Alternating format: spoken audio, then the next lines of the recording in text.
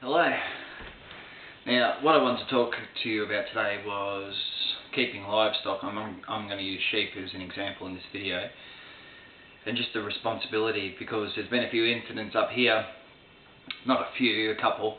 One in particular that really kind of got on my goat a fair bit. One bloke up here. Cut a long story short, one of the sheep he had was in lamb. It was a late delivery, it was a breech birth, died, was left in the field. I found it. I saw it actually in the field, jumped the fence to have a look, because, you know, there's a lamb there. I thought, I didn't know if it was alright. Now when I found it, it was that whole kind of cliche, you know, it was decaying, it had maggots all over it and all that kind of stuff, so it'd obviously been there for a while. And that ewe, who'd gone through the stress of giving birth to it initially, and it was dead, had to be in the same paddock with it for a while, you know, with its dead child, basically, watching it decay. Now, that's not on as far as I'm concerned, and I had a few words to say about it, which, you know, were taken however they were taken. That's fine, I don't care, because it's not on. So I guess I just wanted to kind of put across with, I'll just use sheep because that's all I've got, so I know that's all I can comment on. Things like that. Now, during lambing, if you're going to have sheep, any animal really, first thing you've got to do is make sure you've got enough space for it. So ideally a couple of paddocks, so you can rotate them around, different parasites and that build up in the soil and what have you in areas, because animals are continually, you know, defecating on that area and eating the grass and whatever, so it needs a break to regenerate and for things to break down into the soil again. So take that into consideration. So you've got to have space, you've got to have available food and water in particular, so make sure there's ample supply of water there and you're going to be able to feed them, and make sure that you've got shelter too. Alright, so even if it's a few trees, something that's going to give them a bit of shade during the hotter months, because I don't think any animal should have to, in Australia for example, it's like, you know, during summer you can have weeks without rain and 39, 40 degrees continually, so I think it's too hot for any animal to not be able to lie down in the shade, so it's got to have some kind of shelter, whether you build one or if it's trees or whatever, it's got to have something. So if you haven't got space, ample space, I mean ample space for them to run around in, not just a few square metres, so they can walk from one spot to the other in 2 seconds, ample space to run around in, food and water and shelter, then don't even bother getting them. Alright, now I don't want to be kind of curt with this, but I think it's a serious issue. So if you can't do those things, don't get them. A lot of people in particular that come up from the city, move to the country, have this little ideal romanticised notion of, you know, lambs running around and chickens pecking here and there, and it's, you know, think it's all fluffy and nice, and it is nice, but you've got to, there's two sides to the coin. You've got to take on the responsibility. You've got a responsibility to those animals to look after them. You're their carer. So it's like having a cat or a dog. You know, you feed your dog on a daily basis, take it to the vet if it's sick, you know, worm it if it needs worming and all those kind of things. So you should do the same thing and know that the same thing applies to having animals as well. So say we'll use sheep. Any animal though, if you're thinking of getting them, do your research first, so know what's going to affect them. So sheep, you're going to have to shear them, alright? So whether you get someone in or whether you do it yourself, they're going to have to be shorn once a year. If you're going to have, you know, a parent couple and you're going to have lambs, you're going to have to be there during lambing season, alright? So make sure, in case there's no difficulties, ewes that are lambing for the first time are prone to that because they're not used to it and it's all new, so make sure you're going to be there in case there's a breech birth or problems or twins or whatever, right? So make sure you're going to be able to put in the time to be there. Make sure that you know what's medically can go wrong with them, so we're talking about, you know, fly strike, foot problems, ear problems, worming, all that kind of stuff. So there's heaps of books out there you can get, and videos and websites and all that kind of stuff, so read up, so you're better off because you know what you're in for. So far as, you know, you can only get so much by reading. The practical side of things helps a lot, but don't jump in, you know, feet first without testing the waters, alright? So know what you're in for. That's chickens, horses, whatever, all that kind of stuff. So do your research about that. Now also, if you're going to have parents and you're going to have lambs, you're going to have to dock them, so tails are going to have to come off.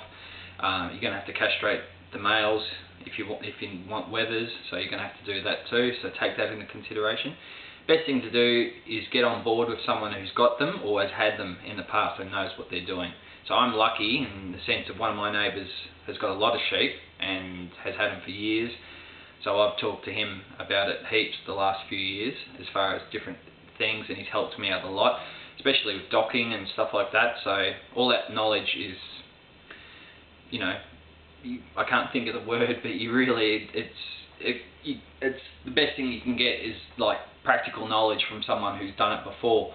So really try and talk to someone, even if you don't know anyone, if you're going to markets or sale yards, just have a chat to whoever's there and talk to them about different issues that can come up. Like I said, there's a lot of good books. There's literally books, I think they're under the title of starting with, so starting with chickens, starting with sheep, starting with pigs, whatever. So try and get a few of those on board too and have a read. Make sure you've got everything and go from there, because the incidents that have happened up here, the one I mentioned in particular, there's no reason for that to happen. You know, you really should be out there. I go and check my sheep every day, make sure they're all there, they're all running around, they're all fine.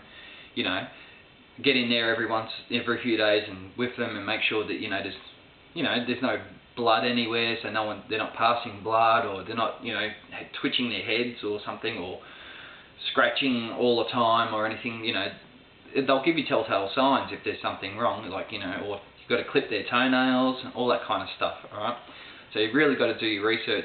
I think that a lot of people, I understand, but a lot of people do jump in feet first and just think, oh yeah, we'll do this, it's nice and whatever.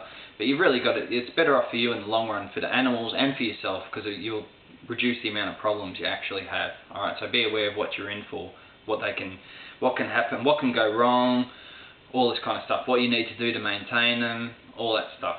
Alright, so I guess it's usually people that move from the city into the country and are unaware, and I understand the ignorance that's there because I had it too, so I understand. I've had sheep for a few years now, so I've learned a lot. There's still things come up here and there, and that's inevitable, but you've really got to be responsible and take care of them. That responsibility, I can't express how heavy it is lying on you, that you've really got to embrace it. Alright, it's not like just get them and chuck them in the field and then she'll be right. You've got to really look after them and know what you're in for as far as keeping animals, regardless, sheep, pigs, chickens, horses, whatever. I can't comment on the other ones because I don't have horses, I've never had them or anything like that, so I've only had sheep. But you've really got to take it on board and know what you're up for. And I guess the incidents that have happened up here recently have just kind of made me think that maybe some people just aren't aware of what they're in for. So I thought, do the video and just put it out there so people know. And obviously if you have any questions, give me a yell, because if I know the answer, I'll give you the answer, of course. If I don't know, then I'll be able to direct you to somewhere. There's always clubs and groups in country and regional areas that, sheep clubs, chicken clubs, whatever. So you can always get in touch with people like that too, and they'll be able to help you out and answer any problems that you have. And there's websites, and I'm sure there's YouTube videos on different things, so really just be aware of what you're up for before you actually jump in. Cool? Alright. Now, I know that was all, I know that's kind of all serious, but I want to get away from that for a second and just quickly say thanks to everyone that's been writing to me. It always kind of spins me out. Like, I do get a lot of emails, heaps, from people, and it just still blows me away even now. Like, there's close to 150 videos on there now, and I still get comments and emails from people asking about different things and all that kind of stuff, and it's awesome. I can get emails from people all over America. I get a lot of American people writing to me, which is great. People from England, people from Europe, different people in Australia, all that kind of stuff, and it just blows me away. Like, I just think, I'm just, this dude in regional Victoria doing videos on what I do on a daily basis, just as the small holding goes, and I get all these emails from people all over the world, and it just, I can't appreciate the thanks that I have for it, so thank you for that. But any questions as far as livestock and all that kind of things go, give me a yell. And there's obviously a lot of groups, RSPCA, things like that, that you can get in contact with if you have any problems. Cool. Alright, thanks for watching. Any questions, just give me a yell. Alright.